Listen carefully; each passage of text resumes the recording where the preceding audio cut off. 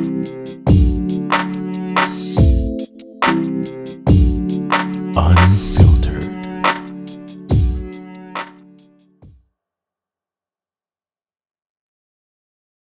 Hi, babe!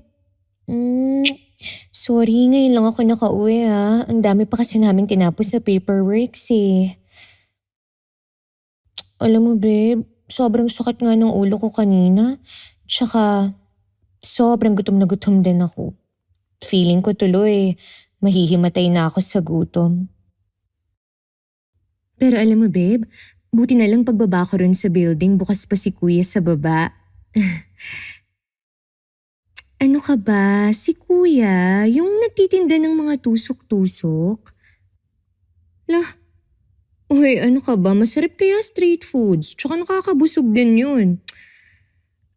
Pero alam mo, actually, binabalik-balikan ko si kuya kasi sobrang sarap talaga ng tinda niyang itlog. Yes, babe, sobrang sarap talaga ng itlog ni kuya. First of all, hindi siya ganun kaliit, hindi rin ganun kalaki.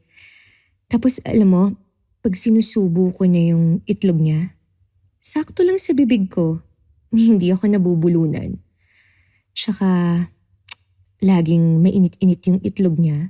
Alam mo, bagong luto talaga. Babe, I know, kasi ididikit ko yung dila ko sa itlog. Dahan-dahan lang para hindi ako mapaso. Alam mo, pag naramdaman ko na yung init, naglalaway na ako nun, babe. Yung parang ungol ka sa sarap. Like, gustong gusto ko nang kagatin yung itlog. Kaso may kulang pa. Wait lang, may kulang pa pala. At ito yung third reason kung bakit gustong gusto ko talaga ng itlog ni kuya. Babe, sobrang sarap kasi ng sauce niya. Naghahalo yung tamis tsaka anghang. Tapos, sobrang lapot din. Pag sinasawsaw ko na rin yung itlog niya, tapos sinubo ko, napapaungol talaga ako sa sarap. Like, I cannot describe the sensation I'm feeling. Minsan nga gagawin ko, pagkasawsaw ko ng itlog niya sa sauce, sisip-sipin ko muna yun sa bibig ko.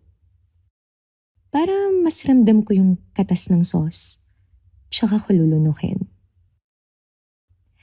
Sobrang satisfying kaya nun. Alam mo kaya nga kanina, nakarami ako ng kain eh. Like, parang naka 3 rounds yata ako ng itlog niya, babe. Ewan ko ba? Basta para ako naglalaway pag nakikita ko na si kuya.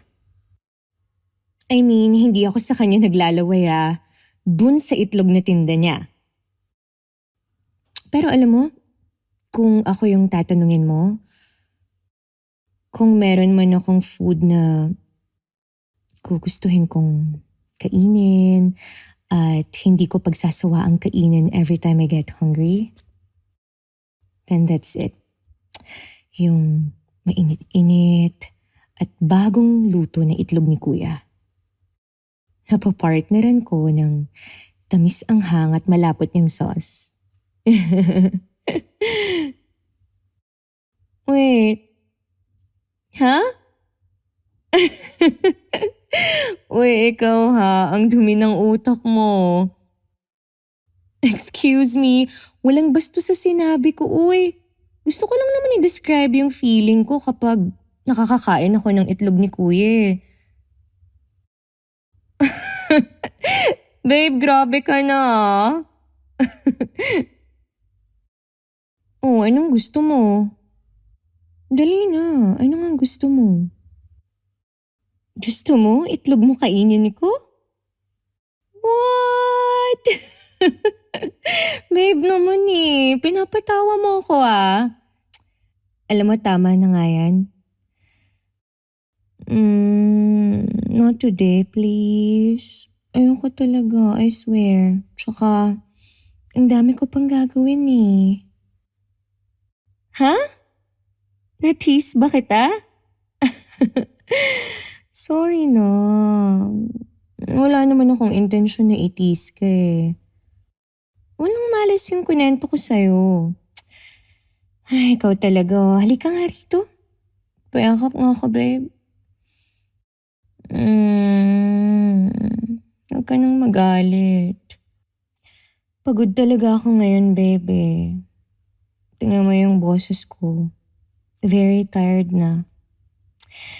Pero sige, ganito na lang. Promise ko sa'yo. Kung ngayong araw, nagpakabusog ako sa itlog ni kuya, bukas, sa itlog mo naman ako magpapakabusog. Oo nga. Babawi ako bukas, promise. Wait mo ako pa uwi ah.